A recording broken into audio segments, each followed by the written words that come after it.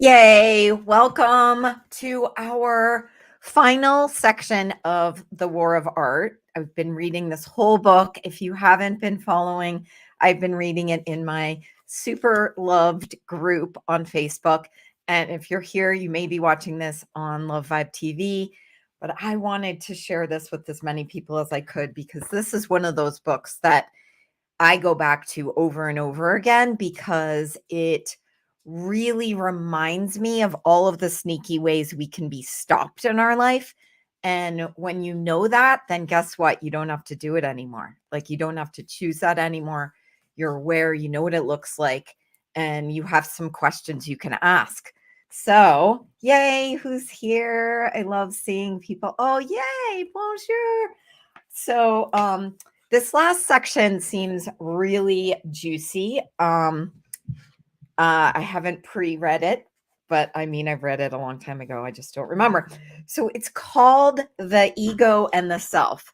And I guess I should say, if we haven't met, my name is Macy Matarazzo. I'm the creator of Super Loved, which helps single women create an amazing love relationship and get past those kinds of barriers. And so there you go. And I also will be doing some classes on how to cultivate your self concept in a way that just makes life easier. When your self concept matches what it is you desire, then that's when it can show up.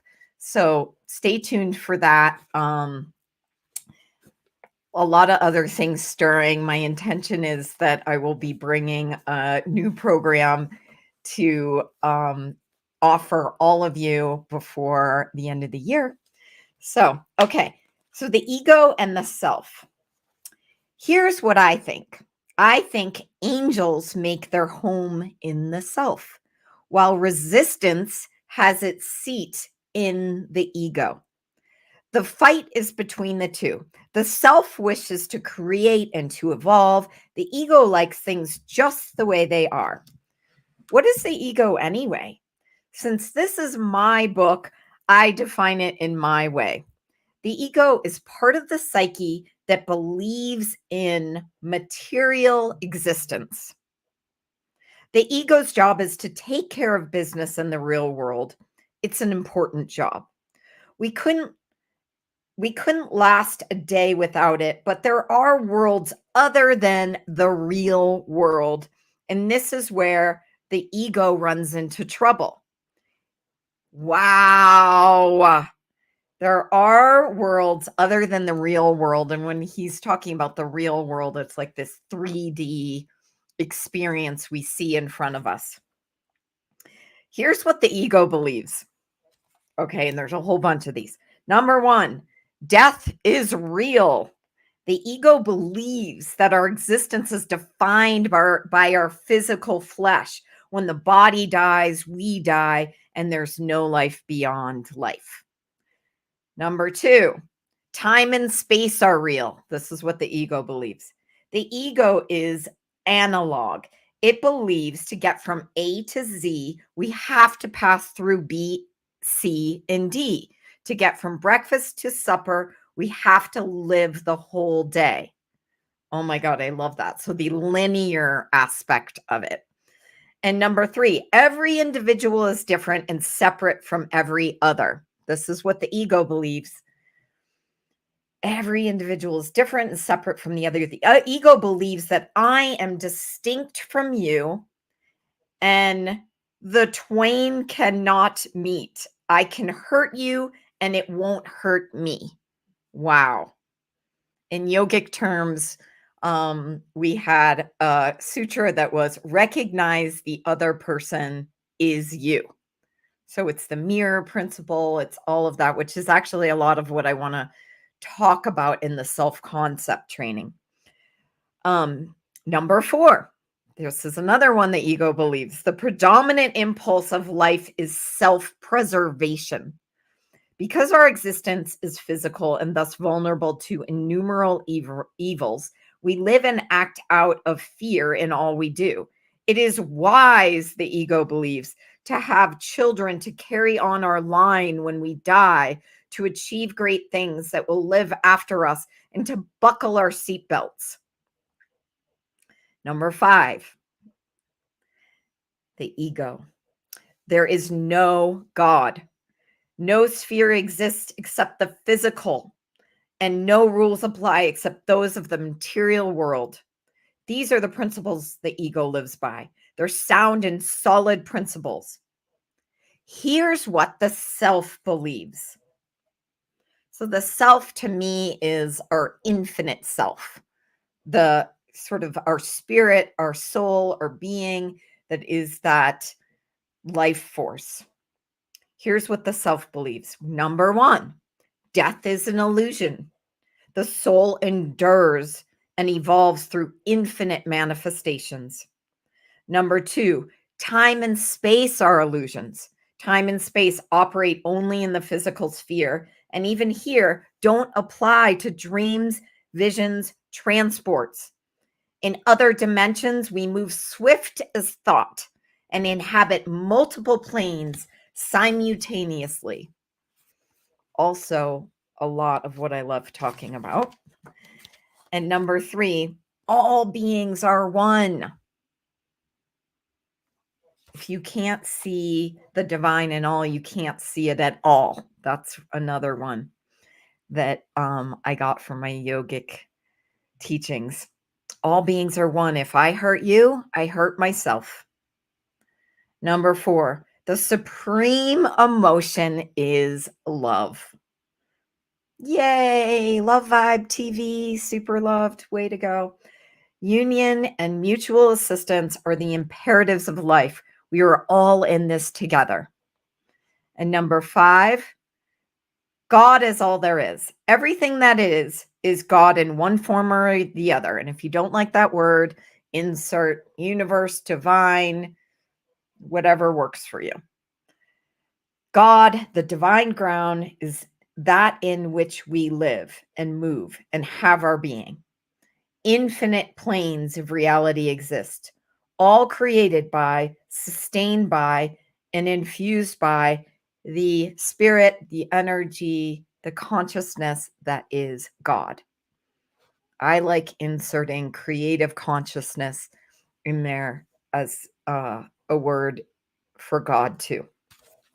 Just, this is why I'm reading it out loud, so I can just like insert all my things. I'm sure you're like, just read the book already. Okay. Experiencing the self is the next chapter. Experiencing the self. Have you ever wondered why the slang terms for intoxication are so demolition oriented? Stoned, smashed, hammered. It's because we're talking about the ego. It's the ego that gets blasted, waxed, plastered. We demolish ego to get to self.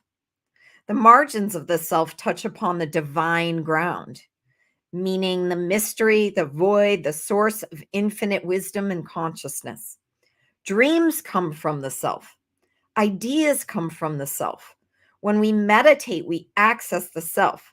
When we fast, when we pray, when we go on a vision quest, it's the self we're seeking.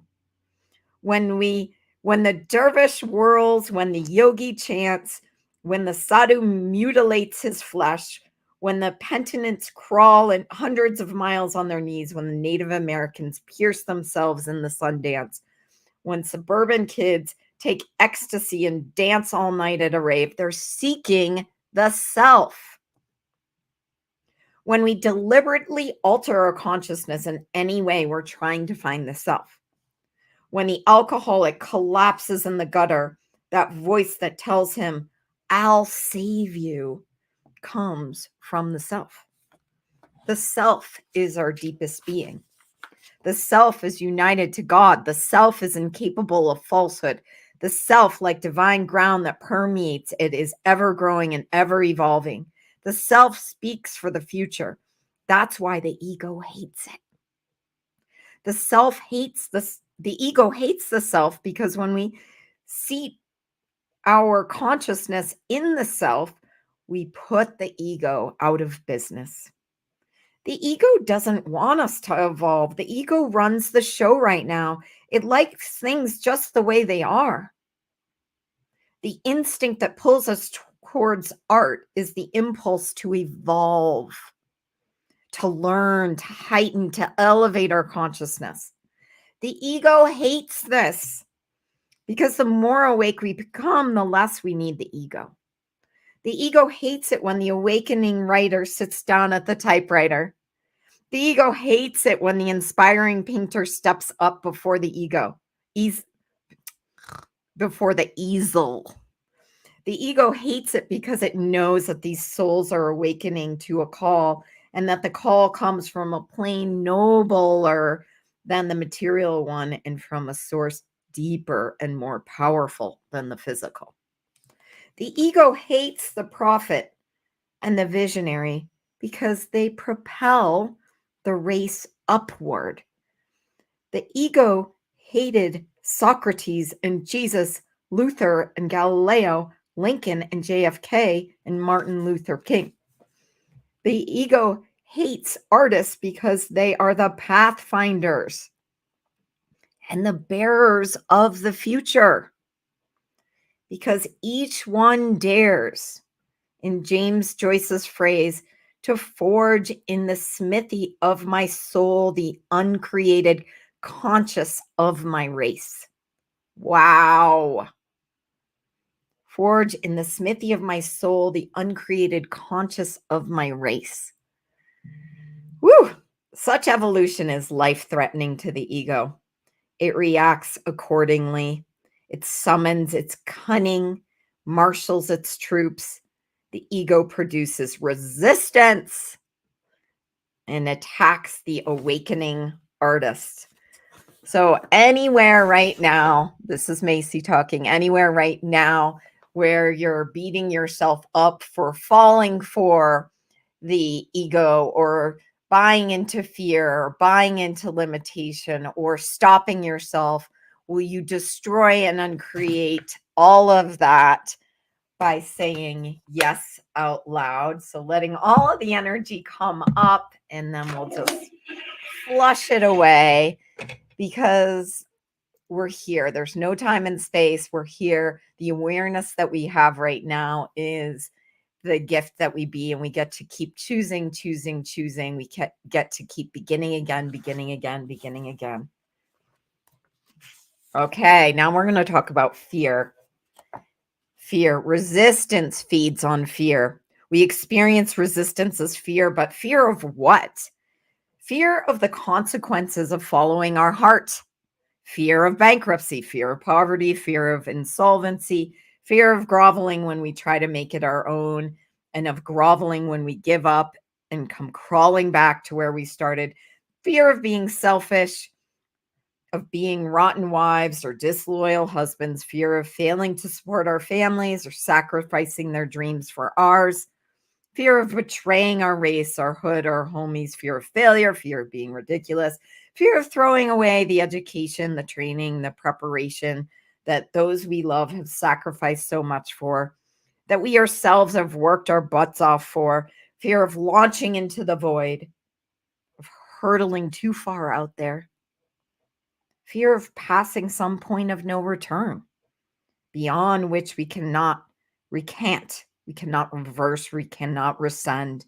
We must live with this cocked up choice for the rest of our lives. Oh no. Fear of madness, fear of insanity, fear of death. These are serious fears, but they are not the real fear, not the master fear, the mother of all fears that's so close to us that even when we verbalize it, we don't believe it. Fear that we will succeed,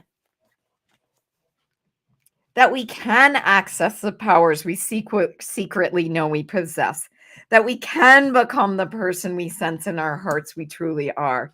This is the most terrifying prospect of a human being that a human being can face, because it ejects them at one go, he imagines, from all the tribal inclusions his psyche is wired for and has been for 50 million years. We fear discovering that we are more than we think we are, more than our parents or children or teachers think we are.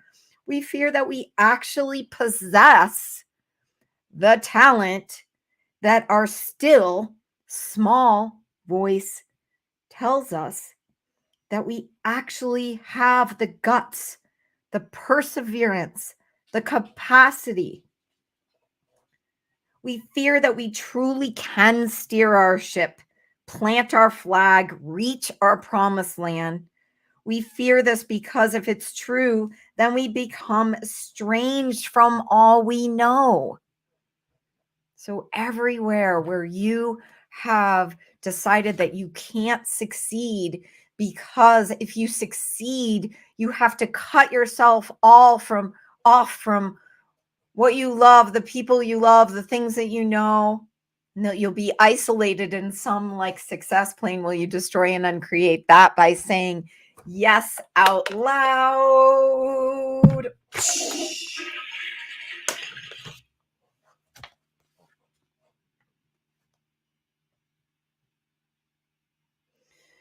We fear that we actually possess the talent that our still small voice tells us. That we actually have the guts, the perseverance, the capacity. We fear that we truly can steer our ship. We fear this because if it's true, we become estranged from all that we know.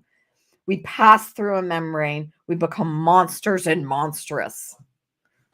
This is the interesting lies of fear. Lies, lies, lies. We know that if we embrace our ideals, we must prove worthy of them. And that scares the hell out of us. And what will become of us? Will we lose our friends and family? Who will no longer recognize us? Will we wind up alone in the cold void of starry space with nothing and no one to hold on to? All lies, lies, lies. Of course, this is exactly what happens, but here's the trick. We wind up in a space, but not alone. Instead, we are tapped into an unquenchable, undepletable, inexhaustible source of wisdom, consciousness, and companionship. Yes, we may lose friends. It's true. Like as you change, some people, even our dear friends, that's why I say your friends cannot be your dating coach, because if they have an unconscious awareness of you getting like happily in love, then and they're going to lose you, then that's going to hurt, right? So there can be some really weird stuff that happens in that way. You really do want someone neutral. Hello, I'll help you. To support you in, getting past the barriers, the blocks, and actually being able to create what you want. Yeah, we may lose friends, but we find friends too in places we never thought to look. And they're better friends, truer friends, and we're better and truer to them. Do you believe me? Next chapter, the authentic self. This is probably close to the end. Do you have kids? Then you know that not one of them has popped out as tabula rasa, a blank slate. Each came into this world with this distinct and unique personality and identity so set that you can fling stardust and great balls of fire at it and not morph it by one microdot. Each kid was who he was. Even identical twins constituted the exact same genetic material were radically different from day one. Personally, I'm with Wordsworth. Here's a poem. Our birth is but a sleep and a forgetting. The soul that rises with us, our life's star, hath had elsewhere its setting, and cometh from afar, not in entire forgetfulness, and not in utter nakedness, but trailing clouds of glory do we come from God who is our home. In other words, none of us are born as passive, generic blobs waiting for the world to stamp its imprint on us. Instead, we show up possessing already highly refined and individuated soul. Another way of thinking of this is we're not born with unlimited choices. We can't be anything we want to be. We come into this world with a specific personal destiny. We have a job to do, a calling, a self to become. We are who we are from the cradle, and we're stuck with it.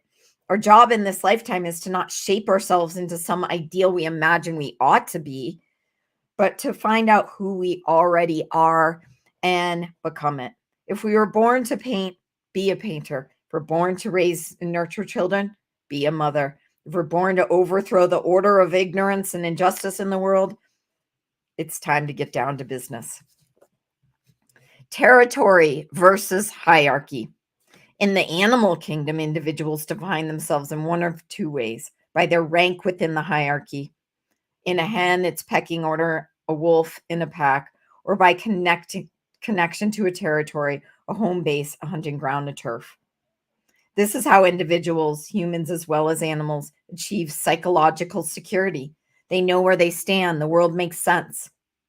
Of the two orientations, the hierarchical seems to be the default setting. It's one that kicks in automatically when we're kids. We run naturally in packs and in cliques without thinking about it. We know who's the top dog and who's the underdog. We know our own place. We define ourselves instinctively, it seems, by our position within the schoolyard, the gang, the club. It's only later in life, usually after a stern education in the University of Hard Knocks, that we begin to explore the territorial alternative. For some of this saves our lives. Most of us define ourselves hierarchically. Oh my God, I can't say the word, and don't even know it. It's hard not to. School, advertising, the entire materialist culture drills us from birth to define ourselves by others' opinions. Drink this beer, get this job, look this way, and everyone will love you. What is a hierarchy anyway? Hollywood is a hierarchy. So are Washington, Wall Street, daughters of the American Revolution. High school is the ultimate hierarchy, and it works in a pond that's small. The hierarchical orientation succeeds. The cheerleader knows where she fits and does the dweeb in the chess club. Each has found their niche. The system works. There's a problem though. When the numbers get too big, the thing breaks down. A pecking order can only hold so many chickens. In high school, you can find your place, move to Manhattan, and then the trick no longer works. New York City is too big to function like that. So is IBM. So is Michigan State. The individual in multitudes this vast feels overwhelmed and anonymous. They are submerged in the mass and feel lost.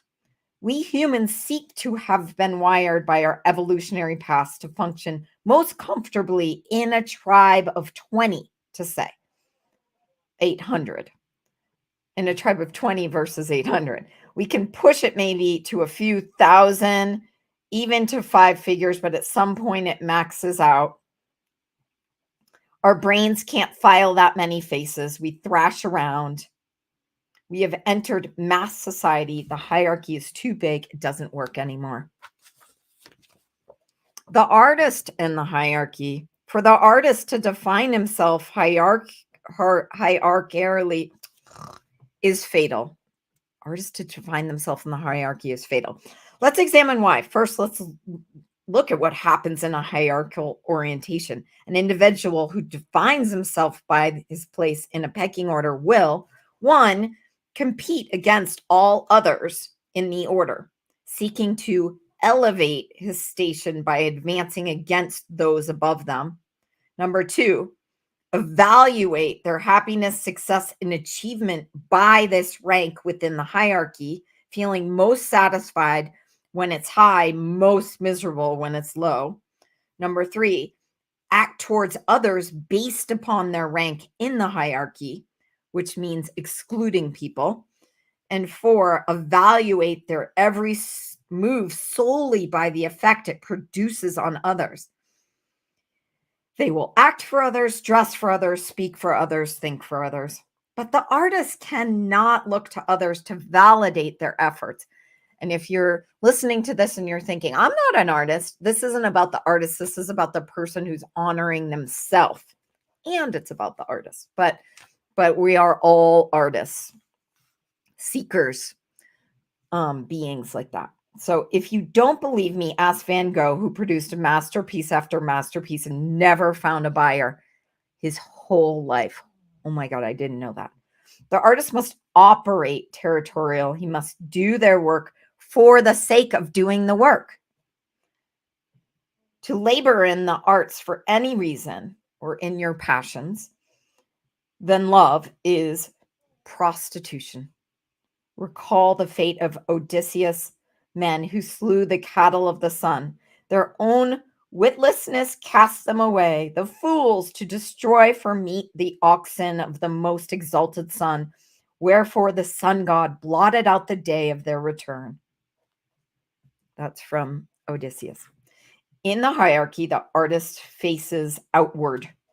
Meeting someone new, he asks himself, what can this person do for me? How can this person advance my standing? In the hierarchy, the artist looks up and looks down. The one place they can't look is the place that matters the most, and that is within.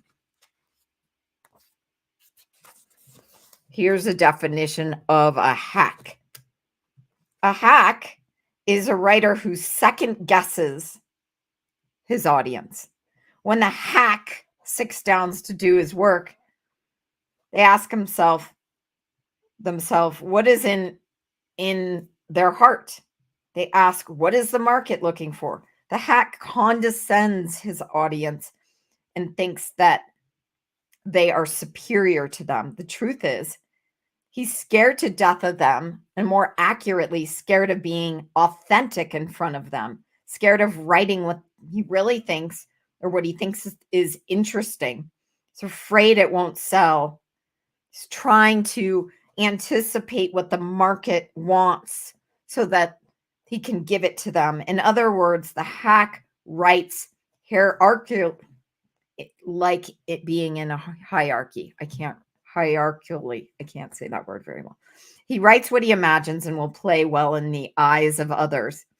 Does not ask, what would I love? What do I know? What do I think is important? Instead, they're basically people pleasing, right? Who can relate to people pleasing where it's looking outward and saying, okay, I want to fit in. I want to get it right. I don't want to get it wrong. I mean, that is really the game changer for daters when we can actually honor that divine awareness of what that love life is, like what the experiences would be like, what you value, what you love, and stay true to that. And that, as you meet people, they're going to be mostly people who aren't matching that and not making it a problem. Because the danger is that we make it a problem about ourselves, like, oh, see, I don't fit in. Well, of course you don't. We're all individuals and your person is special. So being willing to really honor that. Okay. I thought we could finish this whole thing, but I'm not sure we will. The hack is like the politician who consults the polls before even taking a position. It can pay off being a hack, given the depraved state of American culture. A slick dude can make millions by being a hack. But even if you succeed, you lose because you sold out your muse. Your muse is you, the best part of you. The artist can't do the work that way. You have to work territorial and honor that muse. This is the territorial orientation. Here's a story. There's a three-legged coyote who lives up in the hill from me. All the garbage cans in the neighborhood belong to him. It's his territory. Every now and then, some four-legged intruder tries to take over. They can't do it. On His home turf, even a peg leg critter, is invincible. We humans have territories too. Ours are our psychological. Stevie Wonder's territory is the piano. Arnold Schwarzenegger's is the gym. When Bill Gates pulls into the parking lot at Microsoft, he's on his territory. When I sit down to write, I'm on mine. What are the qualities of a territory? 1, a territory provides sustenance. Runners know what a territory is. So do rock climbers and kayakers and yogis. Artists and entrepreneurs know what a territory is. Swimmer who towels off after finishing her laps feels a hell of a lot better than the tired, cranky person who dove into the pool 30 minutes earlier. 2, a territory sustains us without any external input. A territory is a closed feedback loop. Our role is to put in the effort and love. The territory absorbs this and gives back to us in the form of well-being. Number 3, a territory can only be claimed alone. You can team with a partner, you can work out with a friend, but you only need yourself to soak up your territory's juice. Number 4, a territory can only be claimed by work. When Arnold Schwarzenegger hits the gym, he's on his own turf, but what's made it his own are the hours and the years of sweat he put in to claim it. A territory doesn't give, it gives back. Number 5, a territory returns exactly what you put in. Territories are fair. Every erg of energy you put in goes infallibly into your account. A territory never devalues. A territory never crashes. When you deposited, you get back dollar for dollar. What's your territory?